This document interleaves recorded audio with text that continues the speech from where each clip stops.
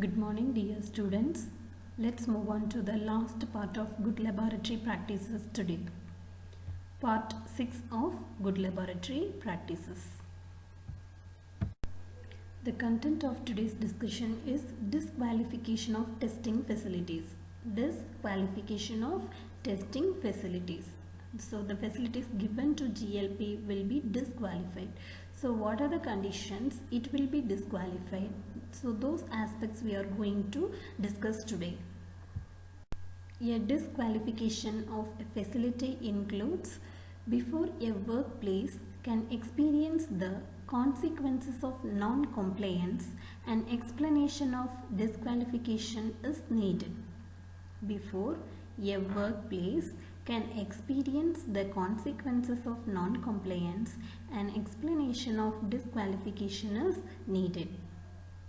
The FDA states the purpose of disqualification as the exclusion of a testing facility from completing laboratory studies or starting any new studies due to not following the standards of compliance set by the GLP manual, Good Laboratory Practice Manual. The FDA states the purpose of disqualification as the exclusion of a testing facility from completing laboratory studies or starting any new studies due to not following the standards of compliance set by the GLP manual. Let's see about grounds for disqualification. That means where disqualification is focused in a testing facility. Where it is focused. The testing facility failed to comply with one or more regulations implemented by the GLP manual. When it is coming for disqualification, when the testing facility failed to comply with the one or more regulations implemented by the GLP manual. And next, when the failure to comply lead to adverse outcomes in the data, in other words, it affected the validity of the study. If it affects the validity of the study or it leads adverse outcomes, then the testing facility will be definitely disqualified. Then, warnings or rejection of previous studies have not been adequate to improve the facility's compliance. When warnings or rejection of previous studies have not been adequate to improve the facility's compliance. So these are the conditions where disqualification is focused in GLP. Let's see what are the consequences of non-compliance. Consequences of non-compliance as per FDA, Food Drug Administration. The Commissioner will send a written proposal of disqualification to the testing facility. Once non-compliance is found, then as per FDA, the Commissioner will send a written proposal of disqualification to the testing facility. And next, a regulatory hearing on the disqualification will be scheduled. A regulatory hearing on the disqualification will be scheduled.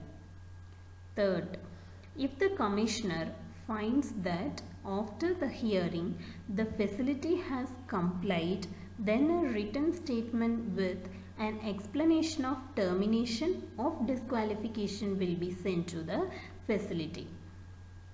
If the Commissioner finds that after the hearing the facility has complied, then a written statement with an explanation of termination of disqualification will be sent to the facility. Thus, it can be shown that such disqualifications did not affect the integrity and outcome of the study itself. Did not affect the integrity and outcome of the study itself, or did not occur at all. Then the study may be reinstated at the will of the Commissioner. it will be restored at the will of the commissioner. If disqualification is not found, then an explanation of termination of disqualification will be sent to the facility and it will be reinstated at the will of the commissioner. Once disqualification is found, then the written proposal is sent by the commissioner to the facility and a regulatory hearing on the disqualification will be scheduled for inspection. If disqualification is not found, then a written format of explanation for termination of the disqualification will be sent to the facility and it will be restored. The facility again will be restored for the facility to function.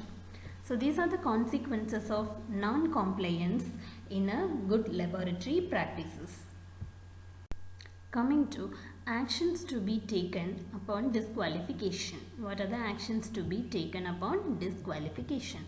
If a testing facility has been disqualified, any studies done before or after the disqualification will need to be determined as essential to a decision, whether the data is acceptable or not to be decided.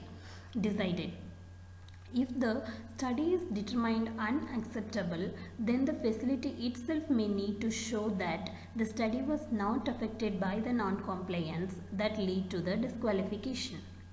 If the study is determined unacceptable, then the facility itself may need to show the study was not affected by the non-compliance and that lead to the disqualification. Once finally disqualified, the facility may not receive or be considered for a research or marketing permit and the study is rejected. Once finally disqualified, the facility may not receive or be considered for a research or marketing permit and the study is rejected. The FDA may turn it over to the federal, state or local law enforcement. The facility sponsor may terminate or suspend the facility from doing any non-clinical study for a permit. The sponsor is required to notify the FDA in writing within 15 working days that the facility is to be suspended or terminated. These are the actions or consequences upon disqualification. Let's see how to reinstate or restore a disqualified facility. It follows three aspects. One is reason for reinstatement, inspection of facility, then reinstatement of testing facility. Reason includes the disqualified facility will be required to put in writing to the commissioner reasons why it should be reinstated and any actions the facility will take or have taken to assure any disqualification problems will not happen again. Regarding inspection of facility, the commissioner will inspect the facility and determine if it shall be reinstated. Then finally, how reinstate a testing facility means if it is reinstated, the commissioner is required to notify all persons that were notified of the disqualification, including the facility itself. So this is how reinstate or restored a disqualified facility in GLP. Thank you all for patient listening. With this, we are coming to the end of Unit 3 discussion on Unit 3.